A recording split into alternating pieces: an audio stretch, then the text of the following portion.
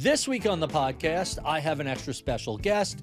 Hilary Allen is a law professor at American University, where she specializes in regulation, technology, and finance. She also is the author of a book available for free online, Fintech, Dystopia, a summer beach read about how Silicon Valley is ruining things. Really a fascinating conversation about everything from artificial intelligence and blockchain to crypto and venture capital. I thought this conversation was really interesting, and I think you will also. With no further ado, my conversation with American University's Hilary Allen.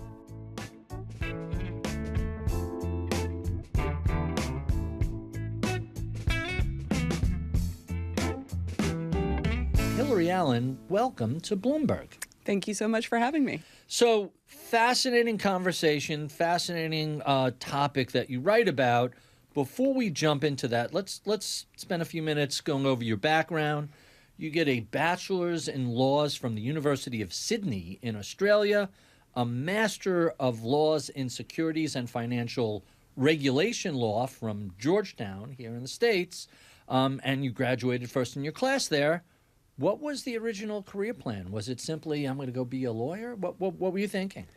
The original career plan was, I'm just going to be a lawyer. And then I loved law school, and I practiced for 7 years and discovered there wasn't so much law always in the practice of law. Mm-hmm. And I'm a nerd, and I missed it. And so the drive was to go back to Georgetown, get my master's, do some academic writing, and then launch a career as a professor where I could really sort of think slowly about the law.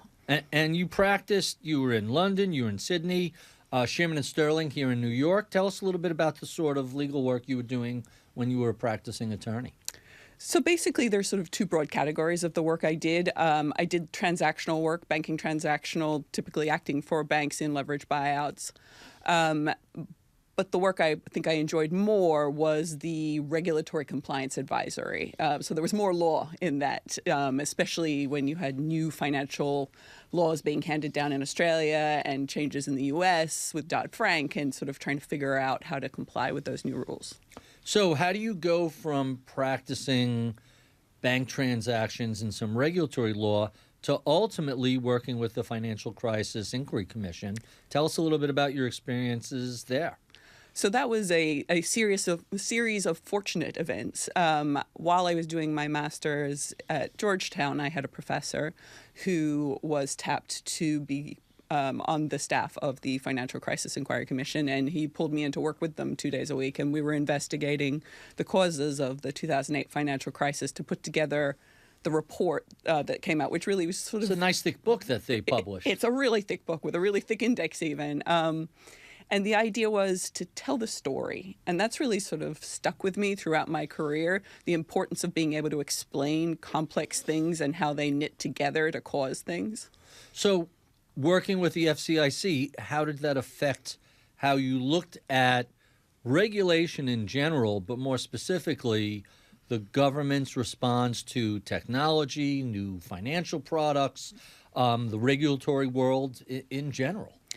So the gift that I got from working with the Financial Crisis Inquiry Commission is sort of understanding that there are a lot of things that come together and you need to really look very broadly to understand systemic changes.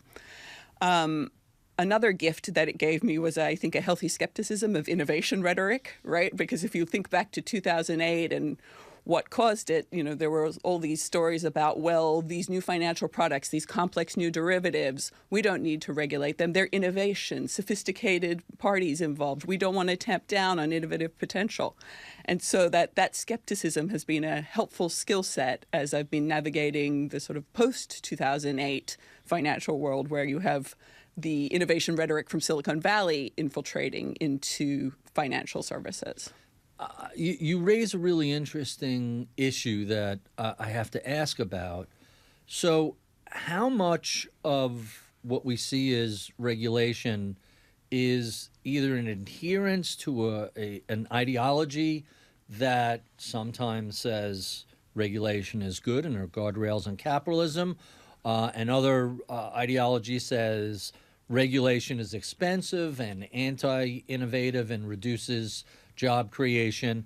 it seems like regardless of the facts on the ground, each side has their belief system. How do you contextualize that? Well, I mean, I don't think there were too many people in the depths of the 2008 crisis who were saying there's too much regulation, right? I think it's a function of where you are in a particular time. I think people's memories fade really quickly. And as soon as regulation has solved the problems it was intended to solve, or the crisis that spurred the regulation has dissipated, people quickly forget why that regulation is there in place. And then it becomes much easier to see it as something that is just a hindrance, something that is just expensive, that doesn't have a role to play. But I think what we're actually seeing right at this moment is the erosion of the securities laws that really have stood investors in good stead since the 1930s. Not to say they're perfect, but the general sort of investor protection regime that the Securities and Exchange Commission has always implemented has really encouraged trust in the U.S. Stock market, and it sort of made it the envy of the world, and people wanted to list here.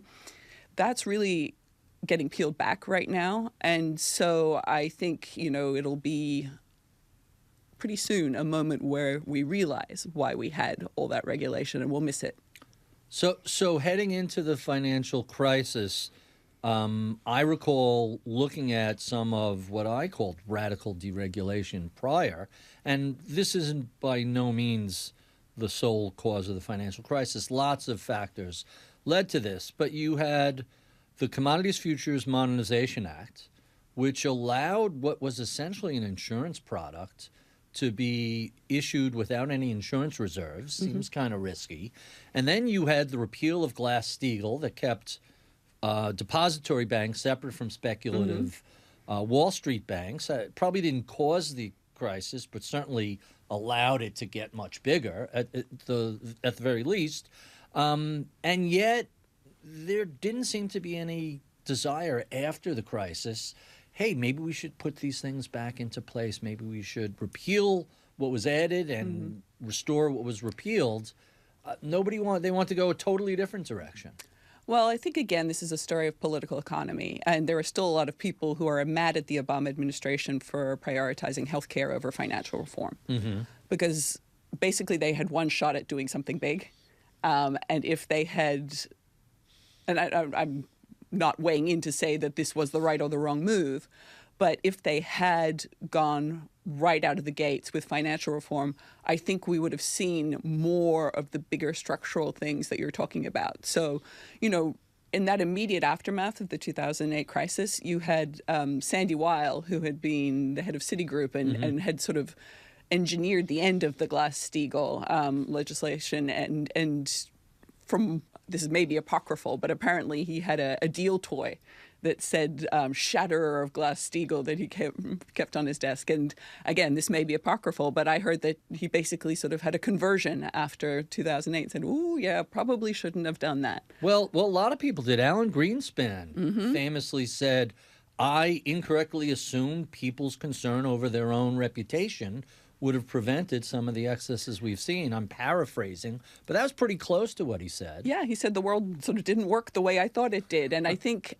had they gone straight out of the gates with financial reform, you might have seen some of that structural reform. But by the time they got around to it, Dodd-Frank wasn't passed to 2010, right. Then the political economy calculus had shifted. The industry was in more of a position to sort of argue for weaker rules and fewer structural changes. It's amazing how rapidly memories fade and people just quickly, oh, no, that was then, now it's new. You've worked inside the global financial system as well as studying it from the outside. How did being part of the FCIC affect how you perceive technology, new financial products, regulation, and deregulation? How did that affect your perspective?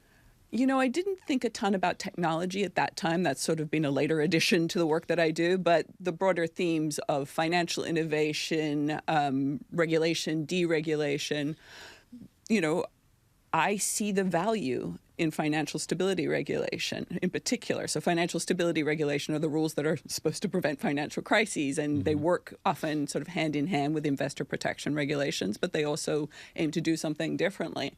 And part of the challenge when you're trying to prevent a financial crisis is this silo mentality, where people just think about their own little piece of the world and okay, we can deregulate our little piece, and won't think about the flow-on consequences and what incentives it'll create, et cetera.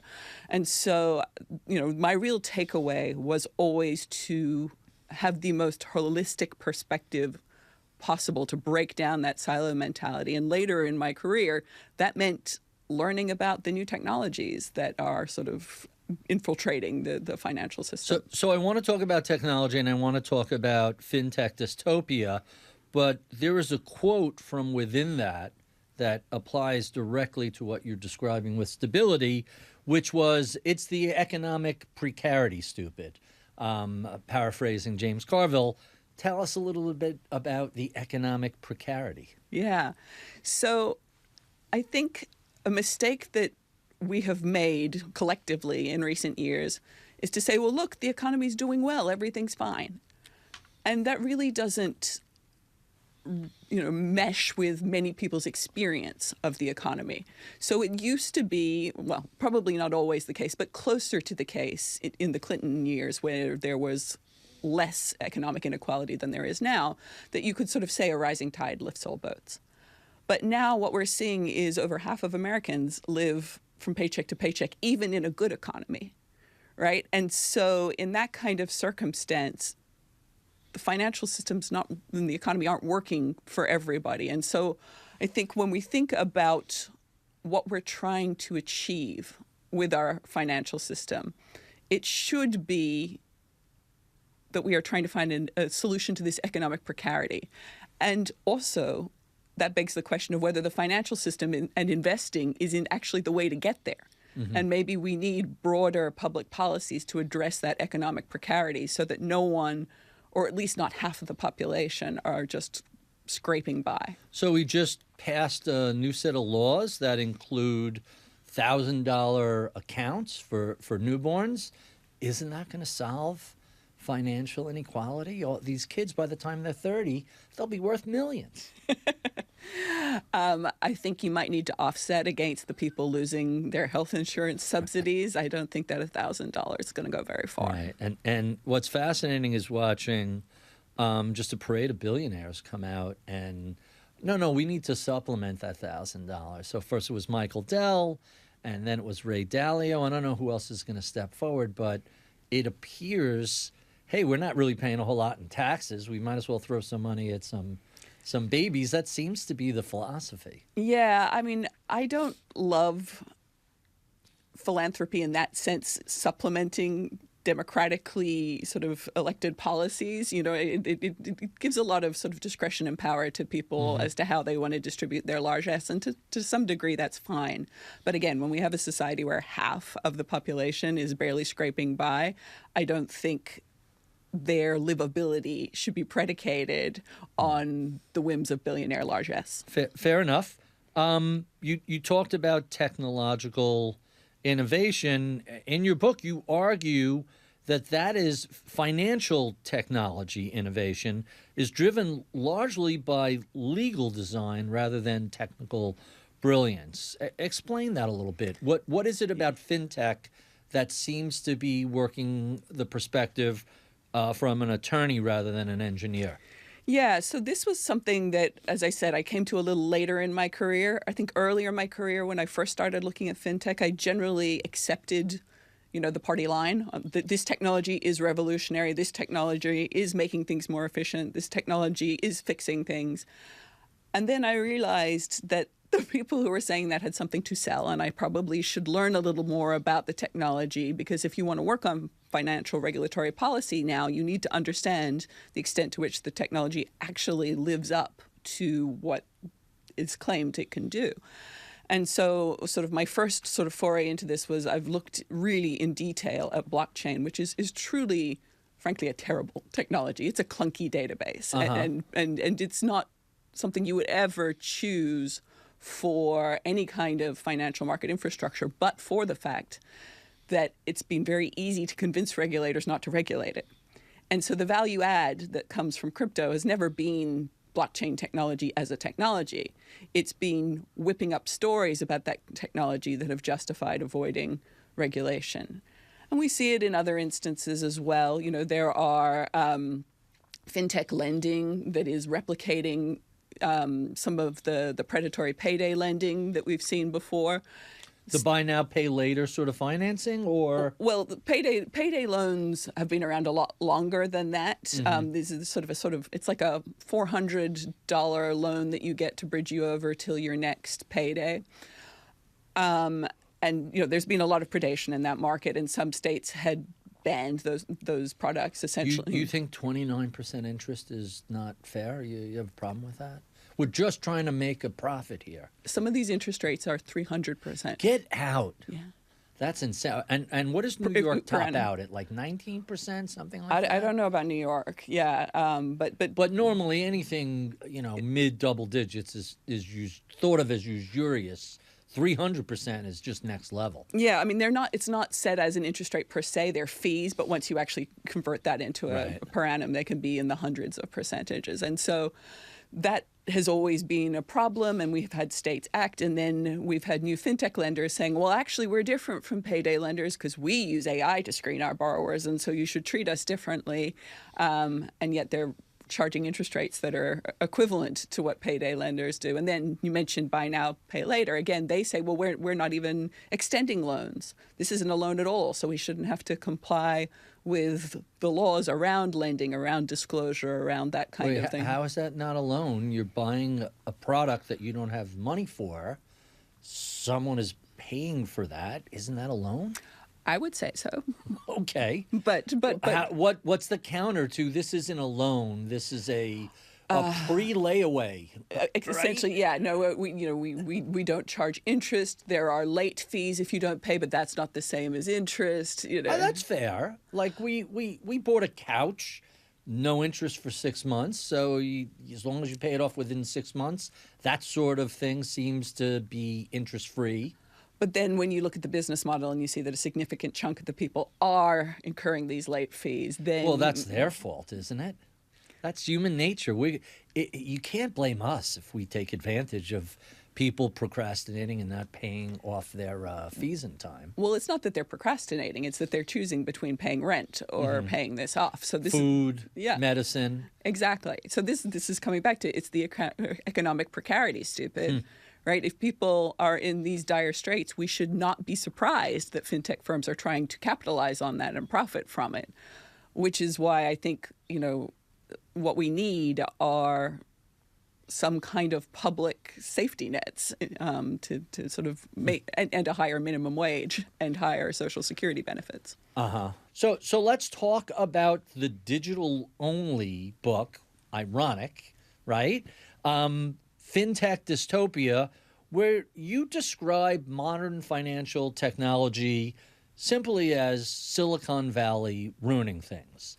Explain, that seems like an extreme example, and give us some examples of how Silicon Valley is ruining things. So just to be clear, not all modern technology is ruining things. There's a particular business model approach that I think is ruining things, and that is derivative in many ways of the venture capital model in Silicon Valley. Venture capital? Just venture. Okay. Yeah, venture capital model in Silicon Valley. So it's sort of got this sheen around it that's iconoclastic, and they make bets on these moonshots that'll, you know, save all of humanity and yada, yada, yada.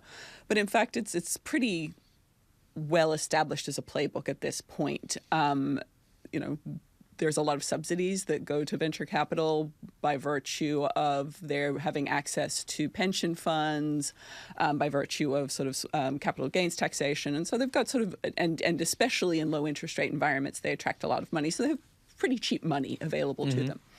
And then they go shopping. And what they go shopping for is not the iconoclastic sort of outlier that we think of, but what we've seen and what the evidence shows is that they tend to go shopping for the same things that their friends are going shopping for, and they go shopping for the businesses that their friends have developed. And so there's this sort of very sort of insular mentality in what they're looking for. And they're also looking for something that they can cash out of very quickly. Because the average venture capital fund has a 10-year, sometimes 12, but usually 10-year duration. That's really not that much time to find something to invest in, have it grow, and then cash out. And so they're not looking for things that are going to take decades to develop. They're looking for things that they can grow quickly and get out of in about 5 or 6 years. So give us a few examples. What do you think is this sort of, not adding a whole lot of value venture-backed businesses? So not intentionally, but it just turned out that way as I wrote this book. Almost every fintech business I looked at had been funded by Andreessen Horowitz. Mm-hmm. They had been sort of the lead. So, they're the hot VC these days. I've full disclosure. I've interviewed Andreessen. I've interviewed Kapoor. I've interviewed Horowitz. So I've sat with them and talked about a lot of their businesses. But the past few years, they've been very front and center, very active. Yeah. No, and they have their, as a marquee name, as you say, they're the hot VCs. Once they say they like something, they can basically attract other venture capital to those businesses, and so they're essentially tastemakers. Which is fascinating you say that, because before that it was Sequoia, before that it was Kleiner Perkins. Like, you work your way, there's a hot firm for a decade. The 90s had it, the 2000s had it, the 2010s had it. They tend not to maintain that position forever, although, to Andreessen Horowitz's credit, they've been the it girl for a good run so far. Yeah, I mean, I wouldn't say that that's a good thing, but yeah. So, they basically built the crypto industry. Mm-hmm. So, the narrative around crypto is this organic sort of community of cyberpunks and libertarians, but they really built that industry. They were early investors in Coinbase. That was their first crypto investment, and then they have plowed a lot of money into the industry, and it's sort of their seal of approval has been what's attracted people to it. And part of what Andreessen Horowitz does is it doesn't just invest; it does aggressive marketing campaigns for the things that they've invested in, aggressive lobbying. So they've really been at the forefront for trying to get the laws changed to accommodate their business models. So yeah, there's crypto, but they've also been at the sort of the forefront of. There's one of the do not pays. I think it's a firm that's theirs. I always get mixed up. They were very early investors in Robinhood. The fintech trading stock app. Which originally started out as a stock app, and then it became eventually a crypto app, and now it's a bet on anything app. Yeah.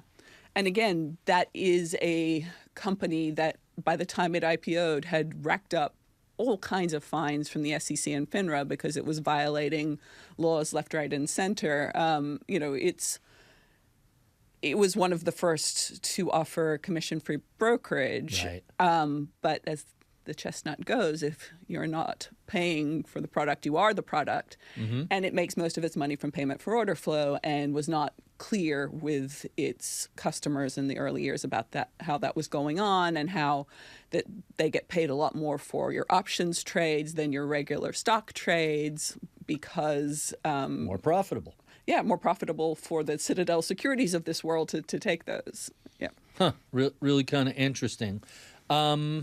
And yet at the same time, you have a chapter in your book, Silicon Valley Welfare Queen. Mm-hmm. Explain. I thought that these are, Ayn Randian libertarians that don't want to suckle off the teat of big government. And these are people that are builders and self-made people. You're arguing not so much. Well, they don't want us suckling on the teat of the state because they might have to fund that with taxes, but they're okay suckling themselves. Right. So give us a few examples. What companies started out as welfare queens? Well, I mean, again, the whole story of tech, the internet and smartphone boom is very much based on technologies developed by the government. DARPA and the whole internet. Exactly. And, and I think if you look at the iPhone, a lot of the individual technologies that went into that, again, came Everything from... with microwaves comes out of NASA, yeah. Right? So first of all, this entirely self-made story falls apart right there because, as I mentioned earlier, if you've only got 6 years to turn around a technology, you're not really investing in prototypes, in thinking really hard about physical hardware and how that works. You're really looking for a software thing that you can gin up pretty quickly. And so the really long-term investment comes from the state. And has always done, and then it's commercialized, and I think that sort of has worked well, except that you get to the point where the venture capitalists who are commercializing are saying, well, we shouldn't have to pay any taxes to fund the state that develops these technologies. They also benefit, as I said, enormously from laws that they lobbied for in the late 70s, I believe, changes to ERISA. Which allowed pension funds to invest in venture capital. Basically didn't exist before. And at that same period, they were lobbying for changes to capital gains taxation. Well, you have the carried interest loophole, which continues to persist. I'm drawing a blank on the author's name. There's a book, Americana, 400 Years of Technological Innovation, that makes the argument you're making.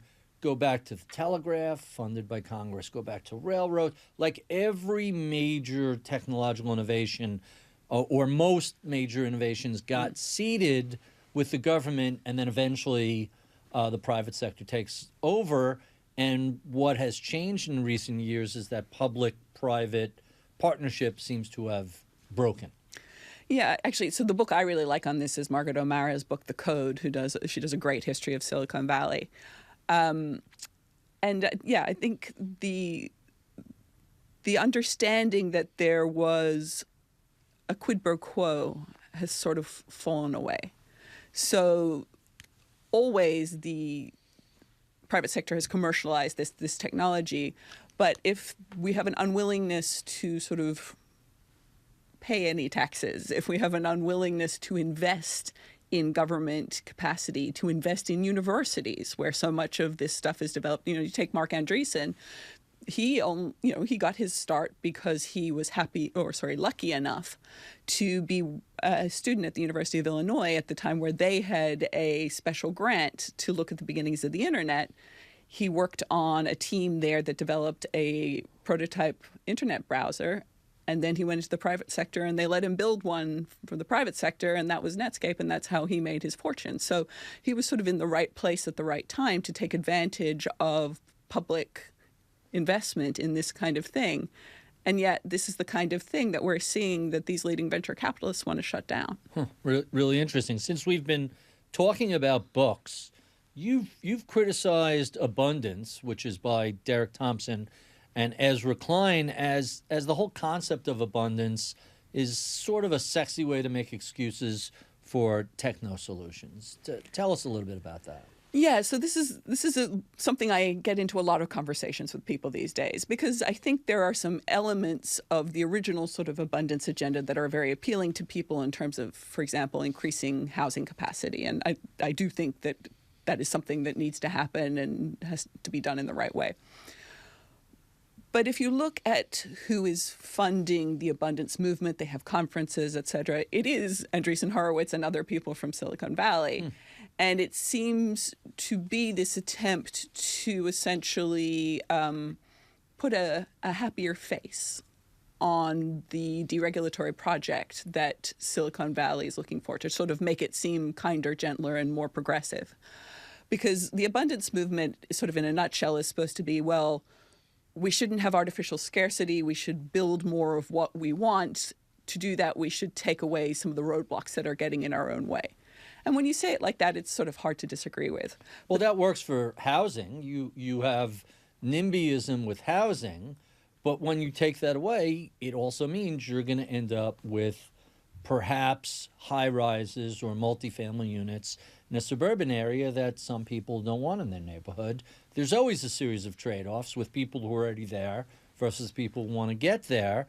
What is the specific problem with abundance as a philosophy towards building more of what we want as a society? Because it's who gets to decide what more of what we want is. And if you look at who's funding the abundance agenda, it is the billionaires and the tech elite. And these are people who have really shown that they are quite willing to run roughshod over regulations that are there to protect the public from harm if that enables them to profit.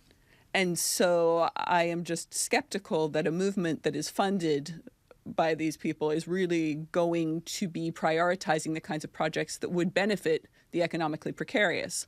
I think it's more likely that it'll be benefiting themselves and will lose protections for people with less voice that are currently in place.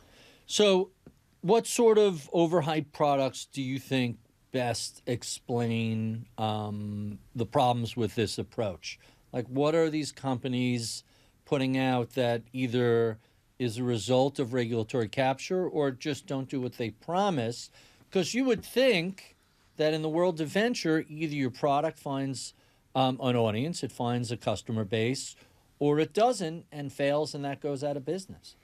Yeah, so that's sort of the perverted part of this, is that market logic, like, survival of the fittest, because of all the subsidies that benefit venture capital, that doesn't really apply, that logic, anymore. So, give us an example. Crypto should have died many times already. Particularly, it should have died in 2022 when we had the big crypto winter. Mm-hmm. At that time, particularly Andreessen Horowitz, crypto had this huge war chest of funds that they had raised, and they stopped investing in crypto startups at that point because everything was moribund. But what they started using that money for was lobbying, political spending, and they really worked very hard on members of Congress to essentially create laws that would allow the crypto industry to keep doing what they're doing, which was not allowed under the securities laws as they were. So the whole business model was regulatory arbitrage. Mm-hmm. They wanted laws that would sort of give a patina of legitimacy and hopefully encourage institutional investment, attract more money to the space, but not actually make them have to, for example, like Coinbase combines the functions of a broker-dealer and an exchange. That's not allowed in securities. You can see why there's all kinds of conflicts of interest that come. Right. Either you're an exchange or a brokerage firm, not both. But in crypto, you're both, right? And so if you applied the securities laws to crypto, they would have to disaggregate and it basically would probably destroy their business model. So what they wanted was a law that said, no, it's fine. Crypto special, you do both. And so that really, an industry that should have failed is, again, rising, being propped up all through this sort of aggressive political spending. And I've talked to people in Congress off the record who have said that they've only voted for these laws because they're afraid that if they don't, that crypto industries will target them. What other products do you think are overhyped and fail to satisfy their markets? Well, right now, the obvious answer is a lot of the AI products. Anything sort of, it's hard when you talk about AI because it's such an umbrella term for so many different things, right? I have Perplexity on my phone.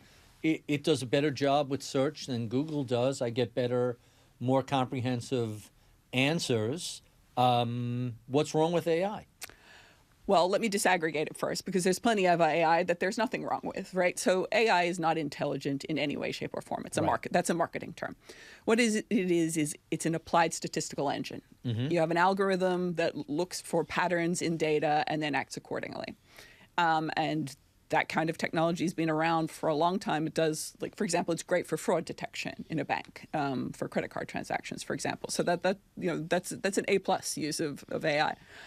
But the last few years, everybody has been pouring everything they've got into these LLM-based tools, these large language model-based tools. So these are tools that can, old AI tools would just sort of classify something, put something in a group or predict something. But now we have these tools that generate content, particularly text, but also video, music, et cetera. And there are so many problems with this technology because it's being sold as technology that can replace humans, right? That can basically it's worth throwing trillions of dollars into this because of the productivity gains that we'll get by firing all the humans, essentially, is the story they're telling. First of all, that wouldn't be great. Right. That's a problem in and of itself. The way I have heard it described that's a little less catastrophic is this is going to make everybody more efficient, more productive. It'll make companies more profitable, and we'll all be able to do more with our existing staff than having to go out and hire hundreds of more people. But that is not true, sadly. That's the pitch line, right? So these tools make a lot of mistakes. Even the very best ones make mistakes. We've seen a lot of attorneys. You and I are both attorneys. A lot of judges have been calling out attorneys who theoretically are supposed to be doing this on their own and instead are outsourcing it to AI and all of its hallucinations and citing cases that don't exist. The assumption is that's going to get better eventually. But it won't. So this is the problem. But it won't. But it won't. So these things are statistical engines, right? They can't check for accuracy because they don't understand accuracy as a concept, right? There's no reasoning. It's literally the most statistically most likely word after the last word I gave you is this word. There is no way to make that care about accuracy because it's not a thinking machine, and I think there's increasing acceptance that these models have hit a wall, and they are as accurate as they are going to get. Really? Yeah. That's kind of fascinating. My concern was, at least on the legal side, hey, you have this existing body of work and all this research and brief writing and arguments that exist as of now. If you're going to replace people from doing that, are you going to freeze the state of legal knowledge at 2026 and 5 or 10 years from now? If you don't have people writing these briefs, you don't have people writing these decisions, how can AI respond to what's taken place over the past 10 years if we don't have the humans actually doing the grunt work? Yeah, I mean, I think those kinds of concerns have been expressed very much in the cultural context. You know, if we disincentivize creators from making new music and new art, is this it? Are we stuck with what we've got? With something like the law, one of the challenges is that, these large language models, they don't get updated on a day-to-day basis. There's sort of a stop point, and then they don't know, well, they don't know anything, but they don't have the data from after a certain date. So that's a limitation. But the thing I worry most about with the law is that you have to be able to spot the hallucinations, or you're going to get yourself in very big trouble. And I think this is true for a lot of different fields. And this is, again, just to digress a little, why the profitability narrative is not true, right? Because the only place where you can just put this content out and just leave it there is in very low stakes places, right? Where it doesn't matter if you get something wrong. But even, things that you wouldn't think are such a big deal have proved to be quite high stakes. So Air Canada had a chatbot that told a customer that if they wanted to apply for a bereavement discount for a flight, they could do that after their flight was done. Now, that's not Air Canada's policy. You had to do it in advance. And so this customer tried to get their refund after the fact, and Air Canada said, well, the chatbot got it wrong. Too bad, so sad for you.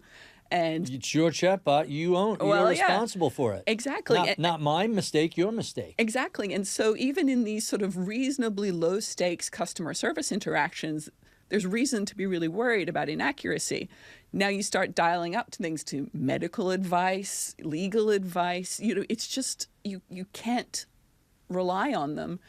And I worry that we're putting people in a very difficult position because it's a lot easier to get something right when you write it yourself than it is to find mistakes in something someone else has put together. Right? So let me push back a little bit because I've been watching the AI reading medical scans, and at some point last year, or maybe it was 2 years ago, the technology theoretically passed the accuracy rate of humans. Fewer false positives, more identifying missed negatives that should have been positive than people. Is that not accurate, or where are we with the medical application of that? So this is why I think it's so important to disaggregate the different kinds of AI, because that is not sort of LLM-based AI. And some, as I said, some of those tools are great. I can't weigh in on medical imaging and things like that. So it may very well be the case.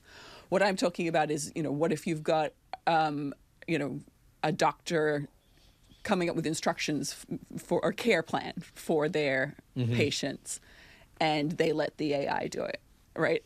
If there's a mistake in there, they're much less likely to catch it if the AI, because you know how things go. You'll be expected to look at more of these because you're not generating them yourself. Right. And it's always easier to get things right when you do it yourself than when you're reviewing someone else. I mean, when we were lawyers, we used to. That's why you want to have the pen on contracts. You want to hide things from the other side, and now it's the AI hiding stuff from you. And I worry that, especially with younger lawyers coming up through the ranks who are encouraged to rely on these tools from the beginning, who won't actually develop the skills, because you don't learn well when you sort of don't process it yourself. So if you spent your whole career using AI, you're not going to be able to spot the problems in the AI. You're not going to have the skill set. No. And so then I'm worried about those young lawyers getting sued for malpractice because they missed something that the AI generated, but they were never even given the opportunity to learn how to spot it themselves. It's a problem with the rungs on the ladder being removed, especially we see that now manifesting itself. The unemployment rate of the under 30 is about double what it is for the national unemployment rate. And I can't help but wonder how much of that is somehow related to the proliferation of AI tools for white-collar jobs. I think, Cory Doctorow, who does a lot of work in the tech space, has a great quote on this that I'm going to butcher a little, not say it quite as well as he does it. But he said, the AI can't do your job, but the AI salesman can convince your boss to replace you with AI that can't do your job, right? So I think you're right that there is, at this moment, it's also hard to say how much of this is AI washing as opposed to real AI displacement, right? The economy's not in a great place right now. People don't want to hire anyway. It looks a lot better if you say, well, we're not hiring because we're replacing them with AI than just we're having a rough time, we're not hiring. AI washing is a phrase I haven't heard used in modern parlance yet, but it certainly makes a whole lot of sense. The line I heard, and I don't know where I'm stealing this from, is you're not going to be replaced by AI. You're going to be replaced by somebody with a greater facility working with AI than you have. And it sort of creates a self-fulfilling arms race to make sure you learn how to use that tool. Otherwise, you're at risk for being replaced by somebody who knows how to use that tool. I've heard that too, but I don't think these tools are that hard to use, right? I mean, that's a failure on the part of the AI companies if they're so hard to use, right? It wasn't hard to use Google search. Perplexity and even ChatGPT is absolutely easy as pie to use. I don't find them difficult. Sometimes you have to keep changing the prompts to get an improved answer. Like if you just ask a question and walk away, well, then you're getting what everybody gets. But if I don't really buy into the prompt engineer job title, but a little exposure is the more you ask it and the more you vary it, you get a variety of answers, and eventually you come up with something.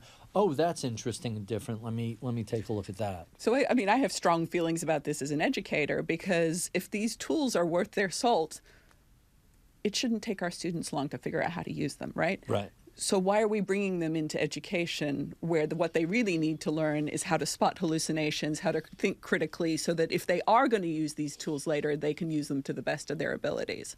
This whole arms race sense of, well, they need to use them in school so they don't get left behind. I'm like, it didn't take long to learn how to Google. They'll be fine. You've been pretty critical of things like crypto and stablecoin. We're going to get to those in a moment. I want to talk about some other things you've discussed. You've brought up the whole idea of technology as a branding exercise. Phrases like democratizing finance, disruptive technology, banking the unbanks.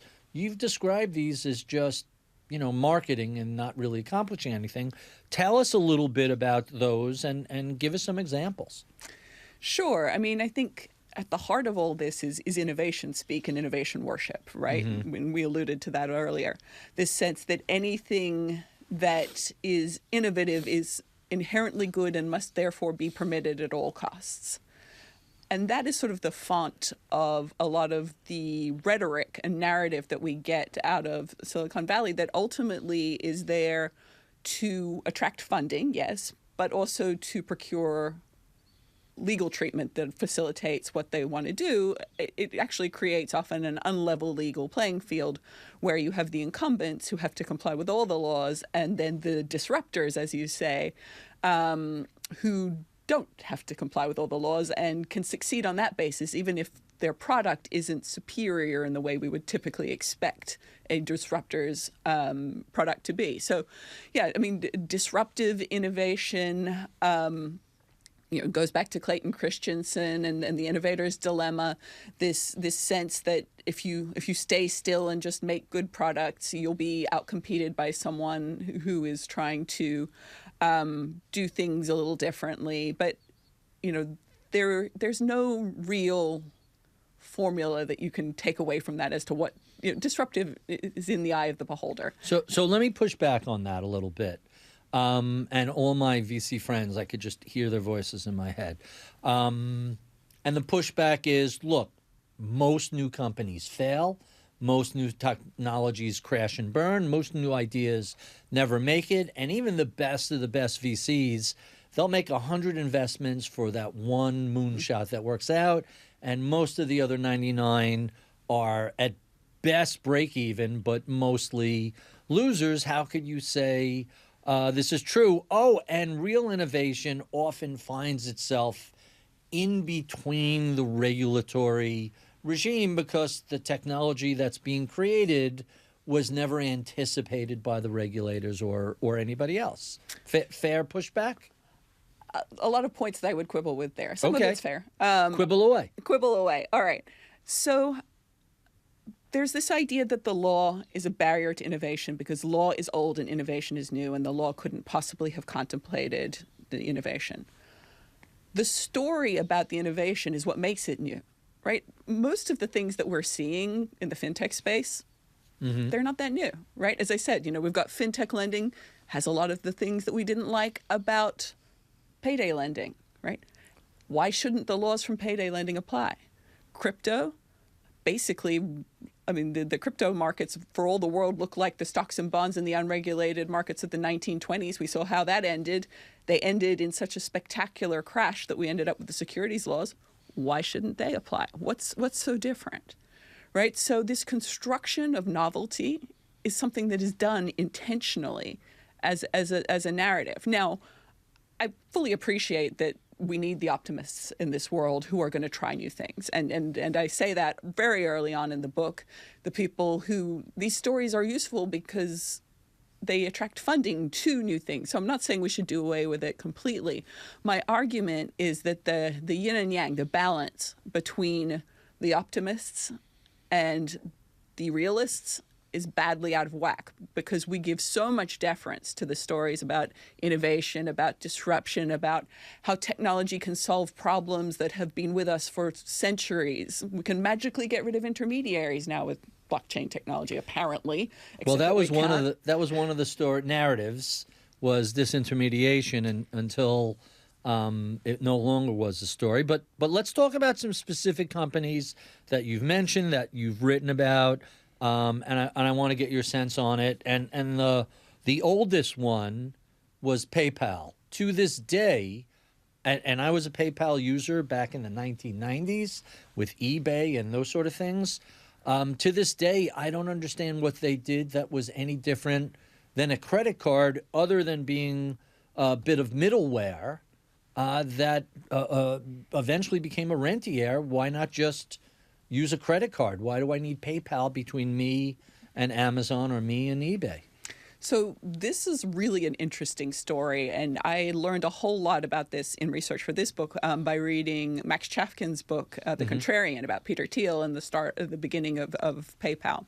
And in fact, the idea for PayPal came from the same place that the idea for crypto has come from, which is this techno-libertarian idea of we don't like regulation, we don't like central banks, we would like to have private money. And we would like technology to help us have private money. And PayPal wasn't the only one of these kinds of startups back in the early dot-com bubble. So PayPal, I think, succeeded because it sort of lucked into this deal with eBay, as you said, right? It sort of had no distinguishing features, as far as I can tell, that made it any superior to the Beanses and the Fluzes of this world. It lucked into this deal with eBay. And eventually eBay buys them to solve their, I guess, credit card management problem. I don't really understand. I still, 25 years later, I still don't understand why they were necessary. I think, I mean, my knowledge of this comes primarily from reading Max Chafkin's book, which I highly recommend. But that's my understanding too. And so, they are a payments technology. I too struggle to sort of understand what they offer that a credit card doesn't in many ways. One thing they are, though, is they are sort of the regulatory arbitrage story in fintech, right? So, I've said so much of fintech is actually about arbitraging the law rather than technological superiority. PayPal, from the beginning, was flaunting quite aggressively the banking laws because only banks are allowed to accept deposits. And people were keeping money in their PayPal wallets. And for all the world, that looks like keeping a deposit. Peter Thiel, from the beginning, was very aggressive on the lobbying to make sure that that was not considered deposit taking. Early on, there were multiple states that were investigating it because they thought it was the unlawful taking of deposits. He lobbied heavily in Congress and lobbied heavily at the FDIC. And ultimately, that worked. And so I think that has sort of been the prototype, that blitzscaling prototype. I think people perhaps underestimate the degree to which blitzscaling is really about playing on an unlevel legal playing field. Let's talk about stablecoins. What sort of value do they provide? Again, unless you are trying to do illicit transactions or gamble, not a whole lot, right? So, well, a stablecoin is worth $1 and it promises to always be worth $1. Don't we have dollars? Why do I need a stablecoin? Well, you need a stablecoin often to do illicit payments. So if you want, they're very popular, for example, with all kinds of drug cartels, and they're good for sanctions evasion. They're also very good if you want to gamble in crypto and you want to use it as sort of a cash management tool in between crypto investments, kind of like a money market mutual fund in your brokerage account for parking funds in between crypto gambling. But they've really never had any utility in any big way as a legal payments mechanism. All right. So what about, you mentioned the blockchain. I keep reading that blockchain is going to allow us to use smart contracts and have things happen automatically that now have to be manually. What's the problem with blockchain? Well, first of all, smart contracts can work without a blockchain. Smart contracts predate blockchains. They can run on all kinds of databases. So if you want that kind of functionality, and it has pros and cons, and I've written about this a ton, you can have that without a blockchain. The reason why you don't want to have it on a blockchain, and this is something that does not get anywhere near the attention it needs, is that there's all kinds of operational risks associated with the blockchains themselves. So blockchains are software. They are maintained by, in the case of the Bitcoin blockchain, just a few individuals. In the case of the Ethereum blockchain, it's the Ethereum Foundation. They're not regulated at all. They have no obligation to invest in cybersecurity, to invest in getting their blockchains up and running again should something go wrong. You're really sort of, as I sometimes say, YOLOing operational risk with regards to these blockchains. And so if you want smart contract functionality, don't use a blockchain. And we've mentioned stablecoin, we've mentioned blockchain. Is there any value in any of the crypto coins, be it Bitcoin or Ethereum? I know we can't actually describe the last 100 coins that are out there on the radio. We'll violate George Carlin's 7 words you can't say on TV or radio. But there's outside of the EBU, Dogecoins, and everything below that, what's the value of the first 5 or so cryptocurrencies? Is there anything worthwhile to these, or is this just a solution in search of a problem? It's a solution in search of a problem. I mean, essentially, Bitcoin often is seen as the most credible of these because it's been around the longest and has the largest. It's Bitcoin and ETH. Those are the two I hear about the most. But both of them are essentially Ponzi's in the sense that there's nothing backing them. The only reason they have value is because someone else might buy them from you. If they choose not to, it could go to zero. And actually, someone put it to me this way. It's not that they could go to zero. They could go to less than zero because they don't even have any assets that could be used to administer a winding up, right? Right. And that's expensive. You got to get the lawyers and the courts and everybody involved. Well, you're not suggesting that if you own Bitcoin, you may have a liability down the road. Is that the implication? No, I'm just saying that if someone was trying to work out the end of one of these things, there wouldn't even be, office furniture you could sell to pay the lawyers. Okay. You've written about startups like Theranos. I remember Juicero. Juicero's the best. Tell us a little bit about those two. And was that just, one of these products that just didn't work out? What's the problem with that technology solution to our juicing problems? So Juicero is just my favorite metaphor for all of this. So for those of you who are unfamiliar with the gift that is Juicero, so basically this was a machine. It cost hundreds of dollars. It was Wi-Fi enabled. Well, roll back. The guy, and you described this in the book, the guy who invented this previously had set up a fairly successful, was it a juicing chain of companies that got bought? And so he had some credibility in the space. And now I'm not going to run restaurants. I'm going to create a technology that people can juice at home.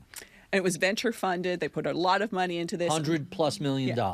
And these what it did was it squeezed these juice pouches. And the problem was that people could just squeeze the juice pouches with their bare hands and get all the juice. There was a notorious Bloomberg article about this, but it raises the question, did the company already squeeze the juice and put it in these pouches? Why didn't they, why wasn't this set up so that you can actually put fresh fruit?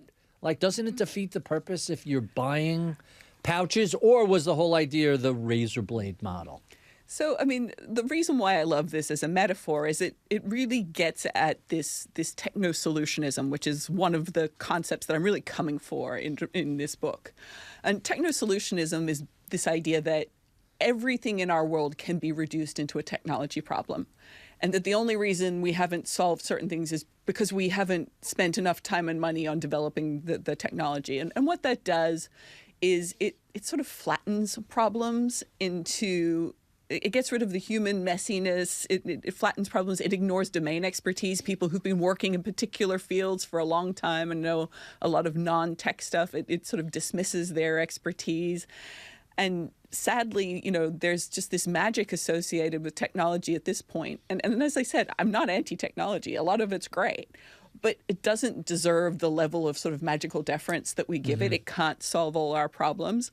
And when we get into this mindset where we think that if we throw enough money at technology, it can solve anything and it will always be the best solutions, we end up squeezing pouches with a machine that we could squeeze with our bare hands. And a joke that I try and make in the book is with AI, we may be better off squeezing things with our bare minds. Mm-hmm. So one more company I have to ask about, Theranos. I love the book Bad Blood, would really went into details about how corrosive and co-opting the company itself was for everybody around it, including the attorneys and all sorts of other bad actors. Why wasn't Theranos just an idea that didn't work? That you can't if you want to draw blood from a vein, you have to draw blood from a vein. You can't just prick your fingertip and think that's going to be the same as venal draws. Well, so that's the thing with this techno-solutionism. It presumes that everything is a tech problem waiting to be solved. It doesn't even countenance the possibility that there may not be a technological solution for what you want to do, that the technology you want may not be able to do the thing you want it to do. And when you have that sort of collective sense that I think we have now, that if we throw enough money at any technology, it can solve any problem we give it, you can see how people get so susceptible to being sort of drawn into the stories that outright con people like Elizabeth Holmes might be telling, but also the stories that we're being told about, about AI right now and about crypto. The more you know about these technologies, the less impressive they seem, and the more clearly it becomes illuminated that they just can't do a lot of the things that they're going to do. But that's so counter to how we typically talk about technologies that it feels a bit weird to talk like that. And you're going against societal norms in a way. And so one of the things that I really wanted to do with this is to start making it easier to talk about these things critically, to be not such an outlier, to express your frustrations. And I think we're actually having a moment like that about AI because so many people really hate it. Really? So you use the phrase techno-solutionism, and Theranos is really the poster child for that, because as you're describing a lot of these things, I am recalling the story, especially what you're referring to with domain expertise. She had no medical or medical device training. Mm-hmm. None of the VCs who put money into Theranos were healthcare, biotech, medical devices. Like, they all passed. Eventually, she hired a number of people to try and, with some background, but they seemed to turn over pretty quickly because, no, you can't do that. Just pricking the skin, you're getting all the interstitial tissue and fluids, and you're corrupting the sample that you want to test for something.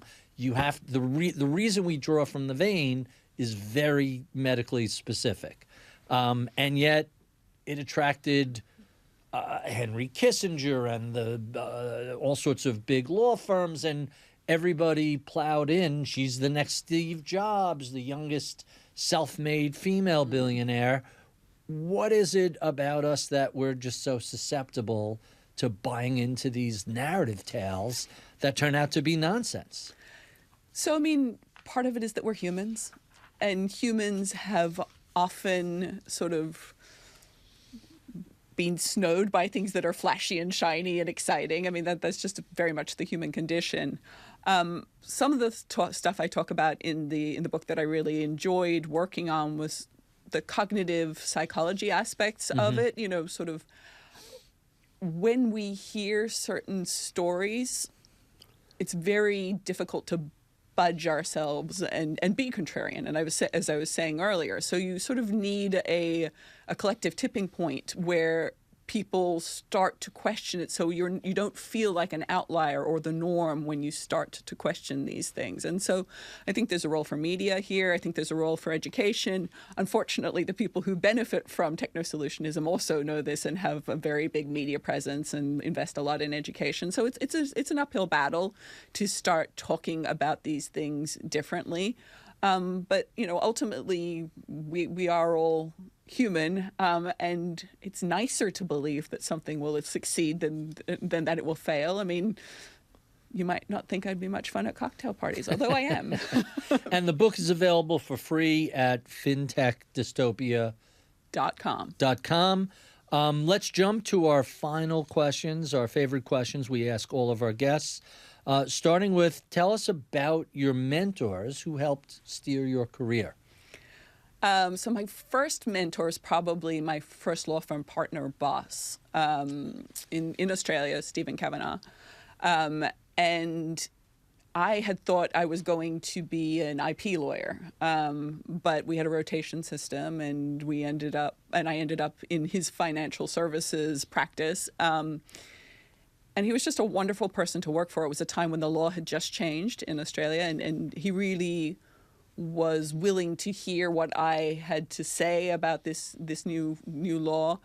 And so it was just, I just felt very invested in, and that was lovely. And then I think as an academic, Patricia McCoy, who I adore, I have had a very non-traditional path to academia. I had more practice experience than is usually the case. I had fewer of the bells and whistles credentials that people usually have. And again, she just saw in me someone who was really passionate about preventing financial crises, about sort of systemic risk, and sort of was willing to look through the fact that I wasn't as polished as most of the other people trying to enter academia and support me. And I was very grateful for that. We've talked about a run of different books. What are some of your favorites? What are you reading right now? Oh, I was an English lit major, so I have many favorites. I'm very into the dystopian track, so Handmaid's Tale, surprise, 1984. right? Yeah, I just finished The Parable of the Sower in that vein, which was Parable of the Sower. Octavia Butler. I also have always had a soft spot for really good children's literature. So Philip Pullman's Dark Materials trilogy is one of my favorites. And right now I'm reading with my kids Catherine Rundell's books, Impossible Creatures and The Poison King. And they're just so good. And then work-wise, I've just started Jacob Silverman's Gilded Rage, which is very much on point for the conversation we're having. Gilded Rage. You know, we talked about a few crypto-related books. Did you see Zeke Fox's number go up? It really is just an astonishing work.